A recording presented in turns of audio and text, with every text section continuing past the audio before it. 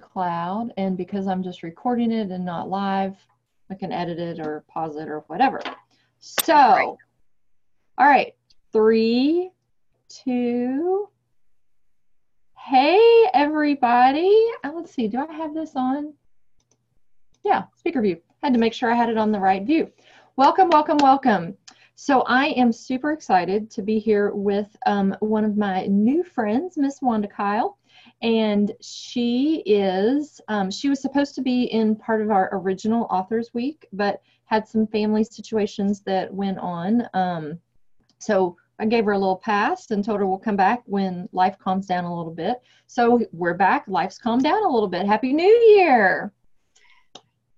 Yes, thank you, Deniece. Yes, life has kind of in the new year, so that makes me feel good about the new year. So that gives us a new start, new health, new wellness, and new path. I am Wanda Kyle from Nettleton, Mississippi. I'm a wife, mother to 4 babies, and I am a personal caregiver to the elderly. So you never know whether I'm going to be at home or at work, but I still fit it in. That being said, Deniece has asked me to talk about my book and why I would write and why I'm writing.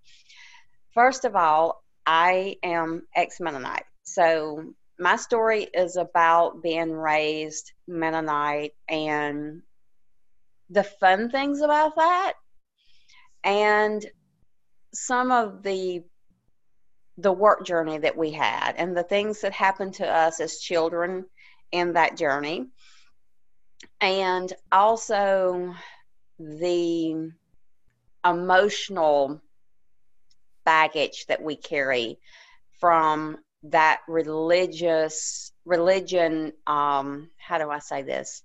Anyone that has been indoctrinated by any kind of religion that tells them they have to live a certain way.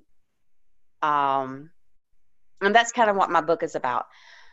But I wanted to speak a little bit on why I'm writing the book. My father has always asked me to write, which is kind of amazing because we only went to the 8th grade. So yes, we did have a good education. It just wasn't an extensive education. But Father has always asked me to write our story. He more wanted me to speak from the religious story and tell the religious history of it, and I do plan to get to that. But I wanted to get my family's story. So there's 7 of us children. Wow. And so there was a lot of playing and a lot of working. And there's a lot of things that happen as children. You know, we were children. And I just wanted to share the story of how we worked together and how we interacted with each other. And, of course, there's some funny stories and there's not so funny stories in there. But I just wanted to share a little bit about how when you've been raised a certain way and then you have to break away from that. And I wanted to show that there is hope, that if you've been stuck in a certain way of raising, that you can break free from that and become the person that God created you to be, not what man tells you you need to be. And so that's kind of, that's answers 2 of your questions a little bit, but that is what my story is about. It's the story of hope from no matter what background you come from, you can always become the person God intended you to be. Absolutely. That's beautiful. And no matter what education you have, you can also go on to do great things. Yes, absolutely. You just have to, of course, be surrounded by wonderful people, like all my coaches, and have someone who believes in you and keeps pushing you. Don't get me wrong, my husband's a wonderful, supportive person. He's always said, you've got a story there, you need to write it. And he's always, okay, you need to be writing, whether you really feel like it or not, you need to be writing to finish. But you also have to have someone that can walk you through that process a little bit, because it doesn't matter what background you come from. We always have the fear, are we good enough? Whether our story is important, whether that story is going to help someone, are we going to get it adequately written so that it touches someone? That's always been my fear. Other authors may not have that problem. I did. So to have someone that says, yes, you have a story, you need to write it, and then walk you through the process. And that journey has been a long one, because I've let the fear sometimes put brakes on me. And that's when your coach comes in and says, look, you've got a story. You can help people. You need to get it out there. So Coach Keeby has been wonderful in keeping me on track. And Crazy Cat Mac, she's awesome. She's awesome. She has helped the finishing process of getting everything together and getting it published. Coach has got me to the place of where I'm ready to publish it. Now, Kat's going to help me get it published. So, yes, that journey, it's when you start to write a book, the best thing you can do is just put your thoughts on paper. Just start writing. And then once you've kind of got an idea of what you're looking at, you can go back and start putting it in book form. But if you start trying to put it in book form first, for me, when I went to try to put it in book form, I was like, I don't know how to write a book. I don't know what it's supposed to be. So you can't, some people can go that way. I couldn't. Everybody kind of has to write their own way. Some people can start with a book and go in book form. I just couldn't do that because the biggest thing I had ever written as a kid was an essay. We didn't do that kind of stuff in school. I had to do it for college, and it was hard. But so having a coach and having someone who's walked through those steps and knows what you need to do was awesome. Deniece, do you have any other questions you'd like to ask me? No, when I heard that you were writing a book, probably when you and Kat were at Kiwi's and Kat was finishing up hers and you were there finishing up yours, I didn't even know that you were getting ready to write a book. So I was like, hey, look at that.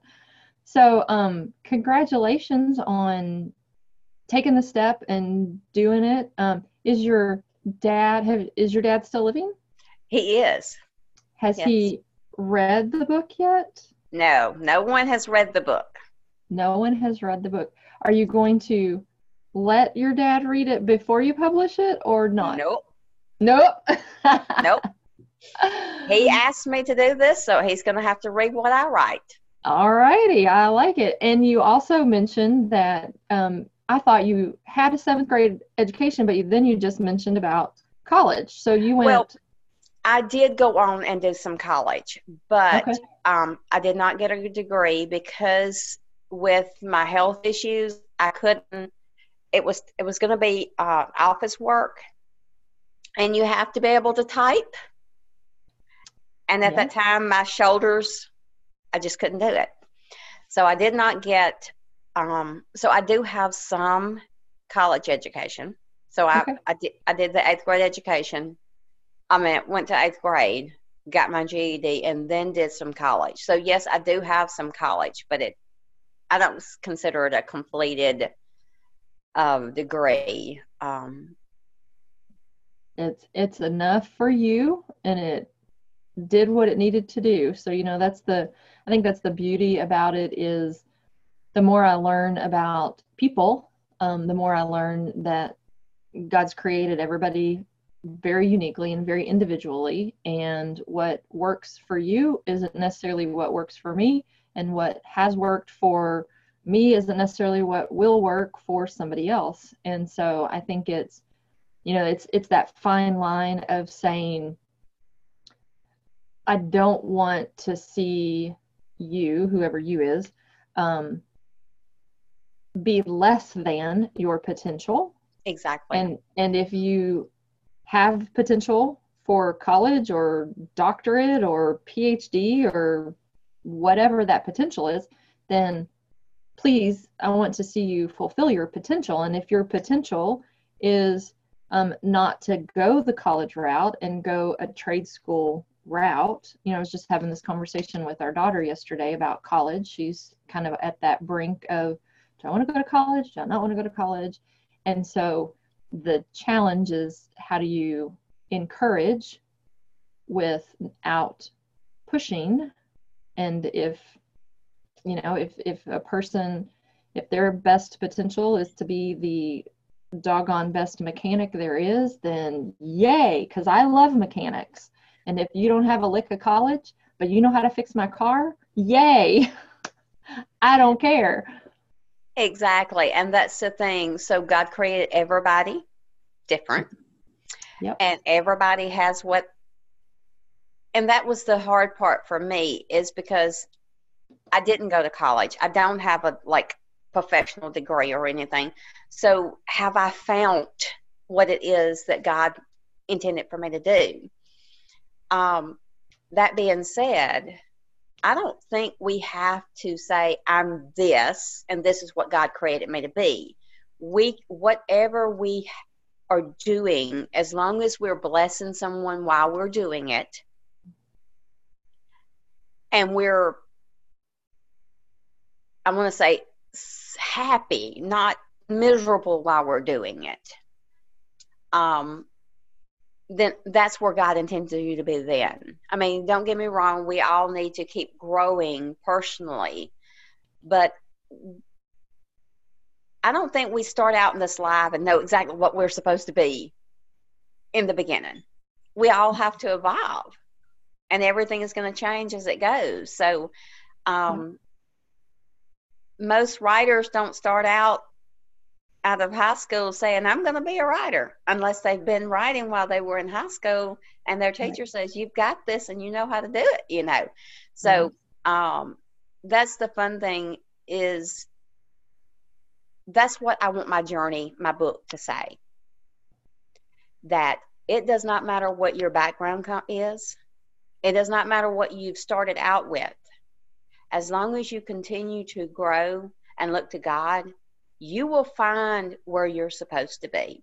And you don't have to stay stuck in what man or what man tells you you're supposed to be. That's absolutely beautiful, and I can't say anything that's going to be better than that. So I think I'm just going to say I don't have anything else to say on top of that one. And thank you so very much, Thank Wanda. you, Deniece, for taking the time. Yeah, for sharing with us. And when your book is officially out, we'll do another update to this so that people can see what it is and know how to get it, and awesome. Use that as part of their journey to who they're supposed to be.